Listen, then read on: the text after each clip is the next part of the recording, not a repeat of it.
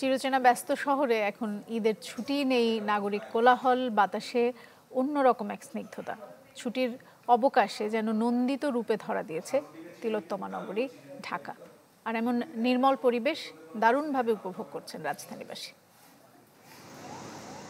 কোলাহল আর ঠাসবুনোটের ঢাকা এখন স্নিগ্ধ রূপে। গাড়ির জট আর শব্দ দূষণের বাড়াবাড়ি নেই, শহর জুড়ে বইছে অন্যরকম এক স্নিগ্ধতা। ঈদের দীর্ঘ ছুটির অবকাশে নগরটা ধরা দিয়েছে কাঙ্ক্ষিত আবেশে। এমন নির্মল পরিবেশ তাই দারুণ উপভোগ করছেন রাজধানীবাসী। ঢাকা শহরে এই মুহূর্তে ঘোরাঘুরির মজাই আলাদা। সব ফাঁকা, বিভিন্ন বিনোদন কেন্দ্রগুলো মানুষের জমজমাট। আমার বাবা মা নিয়ে আসছে, অনেকবার রিকশায় চড়ছি। আলহামদুলিল্লাহ সবকিছু মিলিয়ে ভালোই। যদি রোডটা একটু কম থাকতো তাহলে একটু ভালো লাগতো।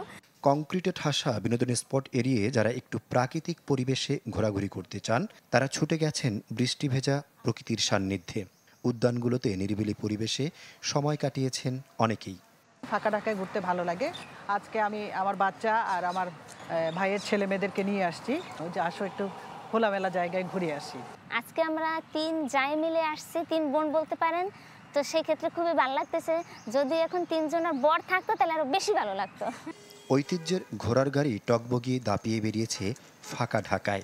যানজট মুক্ত সড়কে আয়েশি আমেজে মজেছে ছেলে বুড়ো সবাই। আমি ঘোড়ার গাড়িতে উঠে অনেক আনন্দিত। আমার খুব ভালো লাগছে গাড়িতে উঠে। আমি এই ফার্স্ট টাইম ঘোড়ার গাড়িতে উঠছি। আমরা এনজয় করব, এই জন্য আমরা গাড়ি ছেড়ে রিক্সা নিয়ে বের হয়েছি। আমরা আজকে রিক্সা দিয়ে ঢাকা শহর, পুরো ঢাকা শহর ঘুরবো।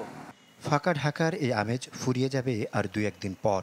ঈদের ফুরসতে পাওয়া সঞ্জীবনী শক্তিটুকু নিয়ে আবারও কর্মব্যস্ত হয়ে পড়বে জীবন। অপেক্ষায় থাকবে আবারও কোনো বিরতির। আহমেদ সোহাগ, চ্যানেল 24, ঢাকা।